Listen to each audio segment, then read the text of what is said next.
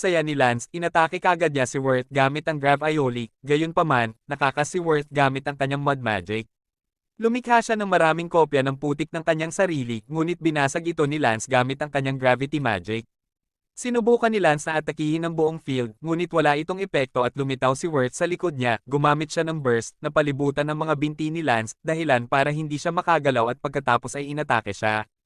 Naramdaman ni Worth na hindi ganoon kalala si Lance at iniimbitahan siyang sumali sa mas mababang hanay ng Magia Lupus, kung saan maaari siyang umunlad.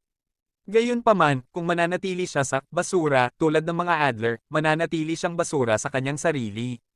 Tumanggi si Lance na sinasabi na sa kanyang pananaw, second-rate lang si Worth. Pagkatapos ay gumagamit siya ng Grab Aioli, ngunit sa pagkakataong ito ay mga sideways. Sinabi ni Worth sa kanyang sarili na hindi nito babaguhin ang anuman dahil nilagyan niya ng maputik na kapaligiran ang magkabilang dingding at sahig upang maabsorb ang mga impact. Kailangan siyang may hampas ni Lance sa isang solidong bagay at maliban kung maisip ni Lance ang kanyang trick, wala siyang magagawa laban sa kanya. Sa sandaling iyon, sinimulan ni Lance na barilin ang mga durog na bato na ginawa niya mula kanina sa mga dingding na pinilit na magpakita si Worth upang maiwasang matamaan. Nagulat si Worth na maaaring naisip ni Lance ang kanyang trick at kung paano siya haharapin.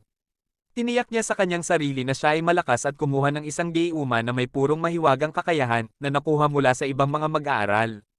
Habang iniinom niya ito, ipinaliwanag niya na ang mga miyembro ng Magia Lupus ay iginawad sa esensyang ito. Ang kanyang magic power pagkatapos ay sumikat at ginamit ni Worth ang Mud Oro Second Mud Oro Deviless at nagpatawag ng Mud Demon. Ipinaliwanag ni Worth na ang magic ay may mga tier, basic magic, personal magic, pagkatapos ay mas advanced na conditional magic. Gayunpaman, iba ang second sa magic na ginagamit ng mga single liner at ito ay isang mas mataas na antas ng magic na ilang mga double liner lang ang pinapayagang iCast. Worth reaffirms kanyang sarili na siya ay karapat-dapat sa kanyang nakaraan at kung paano siya sinabi na ang mga may kakayahan sa magic ay karapat-dapat. Sinabi ni Worth kay Lance na hindi niya makakamit ang gayong magic dahil sama-sama siya sa mga walang kwentang tao. Inaatake ni Worth si Lance, ngunit umiwas siya. Pagkatapos ay sinabi ni Lance na pinaalalahanan siya ng kanyang mga kaibigan ng isang bagay na mahalaga sa kanya at siya lamang ang pinapayagang mang-insulto sa kanila. Pagkatapos ay gumamit si Lance ng Grab Aioli Second Torture Pole na nagpapatawag ng mga haligi sa paligid ng Mud Oro Deviless. Habang ang mga haligi ay nagsasagawa ng malakas na paghila ng gravitational, sinimulan nilang hilahin ang demonyo patungo sa kanila. Hinihila ang demonyo sa lahat ng direksyon. Pagkatapos ay idinagdag ni Lance ang isa pang haligi sa itaas ng demonyo na nagtatapos sa pagpunit nito at ginawang putik. Hindi makapaniwala si Worth na natalo ang pinakamalakas niyang magic at siya mismo ang natalo. Naalala niya ang sinabi sa kanya ng kanyang ama na kahit na sumali siya sa bureau, hindi pa rin siya magiging karapat-dapat para sa kanyang nilikha at iniisip kung kailan sa wakas ay ipapakita sa kanya ni Worth na siya ay nagkakahalaga ng isang bagay.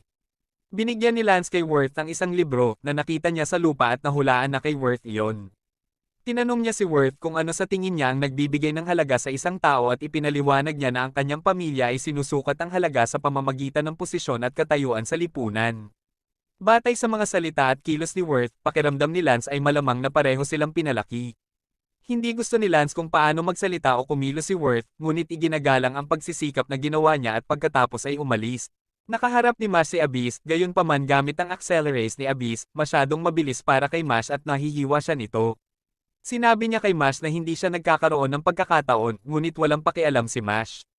Naalala ni Abyss ang dahilan ni Mash at sinabi niya na habang magkatulad ang kanilang mga sitwasyon, malamang na pinagpala siya ng isang tao sa paligid niya. Inilabas ni Abyss ang isang device na nagpapakita kay Lemon at ipinapaliwanag na ito ay nakakaubos ng enerhiya ng mahika. Sa loob ng 30 minuto, mawawala ang lahat ng magic power ni Lemon, mawawala ang marka niya at mawawalan siya ng kakayahang gumamit ng magic ng tuluyan. Dahil magiging katulad ni Mash ang kaibigan niya, iniisip ni Abyss kung yun ba ang nagpapasaya sa kanya. Gayunpaman, sinabi ni Mash na kung seryoso siya sa sinasabi nito, siya ay bubugbugin niya. Nagpa siya si Abyss na seryosohin si Mash at gumamit ng Accelerace Sphere, at sinimulang salakayin si Mash mula sa iba't ibang direksyon, nahihiwa siya sa bawat pag-atake, at kalaunan ay sinaksak siya sa tiyan. Napagtanto ni Abyss na hindi niya mabubunot ang kanyang espada, at kinuyam ni Mash ang kanyang mga kalamnan sa tiyan para hawakan ang espada. Pagkatapos ay hinawakan ni Mash at binasag ni Mash ang maskara ni Abyss. Nakita ni Mash ang pulang mata ni Abyss at nagtaka kung duguan ito. Napagtanto ni Abyss na walang ideya si Mash kung ano ang ibig sabihin ng kanyang pulang mata at ipinaliwanag nito ang tinatawag na Evil Eye, ang Eye of the Devil na pansamantalang hindi pinapagana ang magic ng lahat ng nasa ilalim ng tingin nito. Dahil ang magic ay ang lahat sa mundong ito, si Abyss ay mukhang target ng panunuya. Masama ang pakiramdam ni Mash na hindi magagamit ni Abyss ang kanyang mata sa kanya, ngunit sinabi ni Abyss na ayos lang. Ipinaliwanag niya na siya ay kinatatakutan at hinamak sa buong buhay niya, maging ng kanyang mga magulang, bagamat ang isang pinagpala tulad ni Mash, ay malamang na hindi ito maunawaan, at may mga tao sa mundo na hindi na dapat isinilang. Gumagamit si Abyss ng Accelerate's second force field na nakapalibot sa kanila sa isang force field at nagdaragdag ng pulang arrow na nakaturo pababa kay Mash. Pagkatapos ay inatake ni Abyss si Mash na napagtanto na siya ay medyo mabagal. Ipinaliwanag ni Abyss na sa loob ng field, ang bilis ng kanyang kalaban ay nabawasan at ibinibigay sa kanya. Patuloy na inaatake ni Abyss si Mash na sinasabing tapos na ito, gayunpaman kahit na mabagal si Mash, hinampes niya ang lupa, nahati ang sahig sa dalawa at pinaliit ang paggalaw ni Abyss.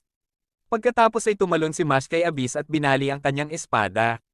Pagkatapos ay tinapakan ni Mash ang paa ni Abyss, hindi siya pinapayagang gumalaw at sinabing nahuli niya ito sa pangalawang pagkakataon. Pagkatapos ay gumamit si Mash ng Full Muscle Magic, Hurricane Rush, pagsuntok kay Abyss at pinalipad siya sa labas ng kanyang force field. Nasesire din ito ang field ng puwersa na nagpapahintulot kay Mash na gumalaw ng normal.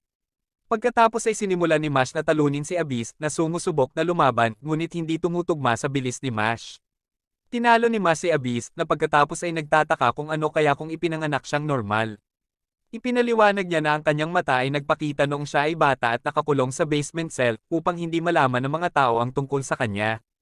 Isang araw, sinubukan siyang patayin ng kanyang mga magulang at napagtanto ni Abyss na hindi na siya dapat isinilang.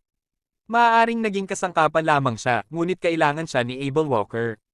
Gayunpaman, nabigo siyang matugunan ng kanyang inaasahan at ngayon ay bumalik sa pagiging hindi gusto ng sinuman.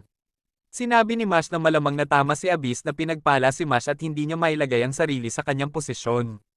Okay lang kat Mash na maging magkaibigan nila, pero sinabi ni Abyss na imposible.